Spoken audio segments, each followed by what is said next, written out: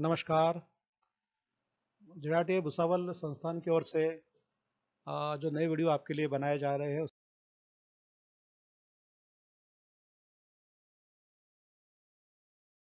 लिए हमारे द्वारा बनाए जा रहे हैं। तो आज हम जो एक महत्वपूर्ण विषय पर वीडियो डिस्कस करेंगे, बातचीत करेंगे, वह है संचालन पद्धतियाँ। और संचालन पद्धतियों में जो मुख्य पद्धति है पूर्ण ब्लॉक पद्धति पर हम बात करने जा रहे हैं। लेकिन उसके पहले आपसे एक निवेदन है कि यदि हमारे झेड़ाटी ऑफिशियल भुसावल का जो ऑफिशियल यूट्यूब चैनल है, यदि उसको आपने लाइक नहीं किया है, सब्सक्राइब नहीं किया है, तो जरूर उसको लाइक करेंगे, सब्सक्राइब करेंगे, ताकि आने वाले समय में जो हमारे द्वारा वीडियो अपलोड किए जाएंगे उसके नोटिफिकेशन आपको तुरंत अवेलेबल हो सके। तो आइए हम विषय पर प्रवेश करते हैं, विषय में प्रवेश करते हैं और अब पढ़ते हैं संचालन पद्धतियाँ। तो संचालन पद्धति का शाब्दिक अर्थ होता है वह पद्धति जिसके माध्यम से भारतीय रेल पर गाड़ियाँ चलाई जाती है। तो मुख्य रूप से 6 पद्धतियों के द्वारा भारतीय रेलवे में गाड़ियाँ चलाई जाती है। यथा पूर्ण ब्लॉक पद्धति, स्वचालित ब्लॉक पद्धति, अनुगामी गाड़ी पद्धति, पायलट गार्ड पद्धति, ट्रेन स्टॉप तथा टिकट पद्धति और केवल एक गाड़ी पद्धति। लेकिन अनुगामी गाड़ी पद्धति, पायलट गार्ड पद्धति तथा ट्रेन स्टॉप तथा टिकट पद्धति, इन 3 माध्यम के द्वारा मध्य रेलवे या डब्ल्यूसीआर में गाड़ियाँ नहीं चलाई जाती है। तो जो मुख्य पद्धति है पूर्ण ब्लॉक पद्धति, उसकी चर्चा हम आज यहाँ पर करने जा रहे हैं। जो ऐसी पद्धति है जिसके माध्यम से अधिकतम गाड़ियाँ अधिकतम स्टेशनों पे चलाई जाती है और बहुप्रचलित पद्धति पूर्ण ब्लॉक पद्धति है। और जिसका एक ब्रीद वाक्य होता है कि एक ब्लॉक स्टेशन में एक समय में केवल एक गाड़ी ही होना चाहिए। इसी बात को शत प्रतिशत लागू करने के लिए कुछ आवश्यक बातें कही गई है, इसे कहा गया है पूर्ण ब्लॉक पद्धति की आवश्यक बातें। तो आवश्यक बातें क्या है उसको हम समझते हैं। तो पहला जो बिंदु है पूर्ण ब्लॉक पद्धति की आवश्यक बातों का, कि किसी भी स्टेशन से गाड़ी को तब तक नहीं चलाया जाता है जब तक कि अगले स्टेशन से उस गाड़ी के लिए लाइन क्लियर प्राप्त न हो जाए। तो हम देख रहे हैं एनिमेशन में गाड़ी प्रतीक्षारत है, लेकिन जब तक उसको लाइन क्लियर नहीं मिलेंगे अगले स्टेशन से तब तक उसको इस स्टेशन से प्रस्थान करने की अनुमति नहीं दी जाएगी। फिर अगले स्टेशन की ड्यूटी होती है कि वह लाइन क्लियर तभी देगा जब उसके स्टेशन पर लाइन न केवल उस स्टेशन के प्रथम रो सिग्नल तक बल्कि उसके आगे पर्याप्त दूरी तक भी साफ न हो। अर्थात प्रथम रो सिग्नल के आगे पर्याप्त दूरी तक लाइन साफ होंगी तो ही वह लाइन क्लियर डबल लाइन के परिप्रेक्ष्य में देने वाला है।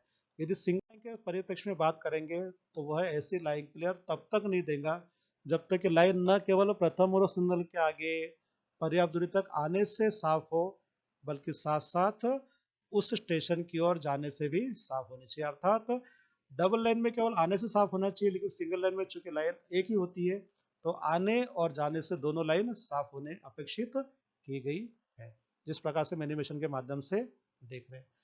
फिर आगे बढ़ते हैं कि जो पर्याप्त दूरी की जो चर्चा की गई है प्रथम रो सिग्नल के आगे पर्याप्त दूरी, चूंकि हमारे भारतीय रेलवे में मध्य रेलवे में 2 प्रकार की सिग्नल व्यवस्था होती है। तो 2 संकेतित सिग्नल व्यवस्था में यह पर्याप्त दूरी 400 मीटर होती है, बहुसंकेतित सिग्नल व्यवस्था में यह पर्याप्त दूरी 180 मीटर होती है। और यदि सी क्लास स्टेशन के संबंध में बात की जाए तो अपवाद होता है, वहां पर यह पर्याप्त दूरी 400 मीटर रखी जाती है, यह न्यूनतम होती है। फिर आगे बढ़ते हैं, चूंकि हम अक्सर कहते हैं कि मानव का स्वभाव होता है गलती करने का। ये 3 बिंदु जो बताए गए कि लाइन क्लियर लेकर ही गाड़ी चलाना है, हो सकता है यदि वो किसी कारणवश भूल जाए बिना लाइन क्लियर ले ही गाड़ी चला दे, ऐसा न हो। इसलिए पूर्ण ब्लॉक पद्धति को शत प्रतिशत लागू करवाने के लिए और एक पद्धति विकसित की गई है जिसको पूर्णता प्रदान करती है, वह होती है लॉक एंड ब्लॉक पद्धति। तो लॉक एंड ब्लॉक पद्धति में होता यह है कि ब्लॉक इंस्ट्रूमेंट प्रयोग किए जाते हैं। अलग अलग ब्लॉक इंस्ट्रूमेंट यहाँ चित्रों के माध्यम से देख रहे हैं, सिंगल लाइन के, डबल लाइन के, टोकन वाले, बिना टोकन वाले, परंतु सभी ब्लॉक इंस्ट्रूमेंट का संबंध होता है अंतिम रो सिग्नल के साथ में। चूंकि अंतिम रो सिग्नल ब्लॉक सेशन में गाड़ी के प्रवेश को नियंत्रित करने वाला सिग्नल होता है, तो अंतिम रो सिग्नल डिपेंड होता है या इंटरलॉक होता है या लॉक होता है ब्लॉक इंस्ट्रूमेंट के साथ में। यदि एक ही सारांश में कहा जाए तो जब तक ब्लॉक इंस्ट्रूमेंट पे लाइन क्लियर नहीं मिल जाती है यह अंतिम रो सिग्नल ऑफ करना संभव नहीं होता है। इसे कहा जाता है लॉक एंड ब्लॉक पद्धति। इसको हम और विस्तार से समझते हैं। तो लॉक एंड ब्लॉक पद्धति की भी आवश्यक बातें होती है। जैसे बताया गया कि जब तक हम अगले स्टेशन से लाइन क्लियर प्राप्त नहीं कर लेते block instrument track circuit axle counter के माध्यम से, तब तक किसी स्टेशन का अंतिम रो सिग्नल ऑफ होना संभव नहीं होता है। हम देख रहे हैं एनिमेशन के माध्यम से कि अगले स्टेशन के स्टेशन मास्टर के द्वारा लाइन क्लियर दी जा चुकी है, इस स्टेशन पर उसका संकेत प्राप्त हो चुका है, वही संकेत प्राप्त होने के बाद इस स्टेशन का अंतिम रूप सिग्नल ऑफ होना संभव होगा, जो हम देख रहे हैं एक छोटे से ग्राफिक के माध्यम से। अब सिग्नल तो ऑफ हो चुका है, लाइन क्लियर तो मिल चुकी है।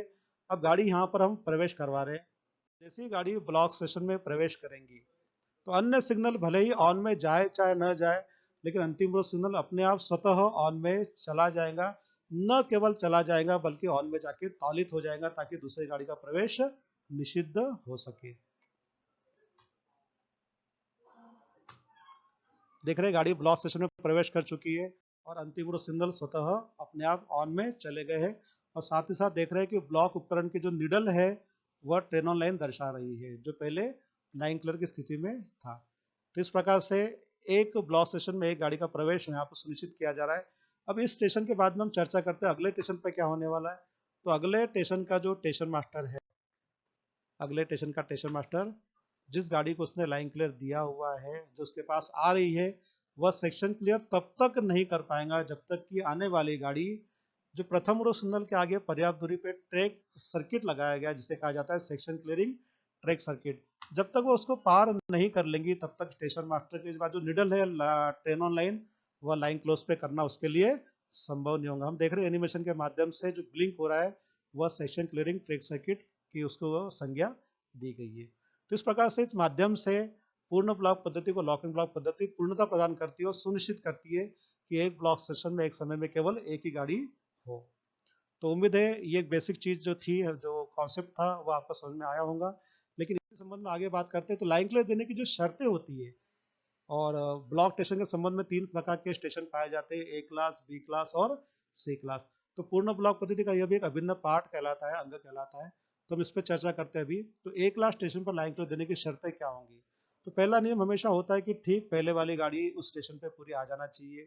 उस गाड़ी के लिए यदि हमने जो सिग्नल ऑफ किए गए हैं उसे फिर से हमें ऑन करना होगा, और ए क्लास स्टेशन पर लाइन स्टार्टर सिग्नल तो साफ होने चाहिए। यह एक जरूरी पॉइंट है कि वर्तमान में ए क्लास स्टेशन है नहीं है। तो अगले जो स्टेशन आते हैं वह स्टेशन आता है बी क्लास स्टेशन, और ऐसे स्टेशन की संख्या बहुतायत में पाई जाती है। तो बी क्लास स्टेशन पर लाइन लेने की शर्तें जो होंगी, वह पहला पॉइंट वही है कि ठीक पहले वाली गाड़ी पूरी आना जरूरी है, आवश्यक है। उस गाड़ी को जो हमने सिग्नल ऑफ किए गए थे आगमन के लिए, वो दोबारा ऑन कर देने चाहिए। और लाइन चूंकि B class station single line, double line, दो संकेती, बहुसंकेती सभी प्रकार के सिग्नल व्यवस्था में पाई जाती है। तो लाइन साफ होने के लिए अलग अलग बिंदु है, वो इसकी चर्चा कर लेते हैं हम लोग। तो दो संकेतित सिग्नल व्यवस्था में दोहरी लाइन पर होम सिग्नल तक, एकरी लाइन पर विरुद्ध दिशा का एडवांस स्टार्टर या एसएलबी बोर्ड या होम सिग्नल या आउटर मोस्ट फेसिंग पॉइंट तक लाइन साफ होना चाहिए। यदि बहुसंकेतित सिग्नल व्यवस्था की बात करें तो डबल लाइन पर आउटर मोस्ट फेसिंग पॉइंट या बीएसएलबी बोर्ड तक लाइन साफ होना चाहिए। यही सिंगल लाइन में चर्चा करेंगे तो विरुद्ध दिशा का एडवांस स्टार्टर तक, एसएलबी बोर्ड तक या आउटर मोस्ट फेसिंग पॉइंट तक लाइन साफ होना चाहिए। तो ये एक प्रयास था, एक विषय था पूर्ण ब्लॉक पद्धति, लॉक एंड ब्लॉक पद्धति और लाइन क्लियर देने की शर्तों को आपके सामने रखने का। उम्मीद है कि आपको यह विषय समझ में आया होगा। और सी क्लास स्टेशन में जो लाइन क्लियर देने की शर्तें हैं वह है कि होम सिग्नल के आगे गाड़ी कम से कम 400 मीटर न केवल चली गई हो बल्कि चलती ही चली जा रही हो। क्योंकि सी क्लास स्टेशन के द्वारा एक लंबे ब्लॉक स्टेशन को 2 भागों में बांटा जाता है, तो इसका निरंतर चलना अपेक्षित होता है। तो इस वीडियो के माध्यम से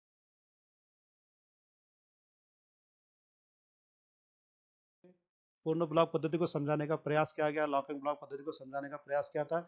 इस वीडियो को बनाने में हमें महत्वपूर्ण मार्गदर्शन हमारे संस्थान प्रमुख डॉक्टर आर मीना, जो प्राचार्य के पद पर यहाँ पे हमारे पास मार्गदर्शन देने के थे, उनका मार्गदर्शन प्राप्त हुआ। साथ ही साथ नवनियुक्त हमारे एटीएम लखन जी झा का भी हमें सहयोग प्राप्त हुआ। तो उम्मीद है कि आपको ये वीडियो जरूर पसंद आया होगा। तो हमारे साथ बने रहिए और मिलते हैं अगले नए वीडियो के साथ। तब तक के लिए आपको बहुत बहुत सारी शुभकामनाएं। कृपया अपना ध्यान रखिए, हमेशा स्वस्थ रहिए, हमेशा मुस्कुराते रहिए। धन्यवाद।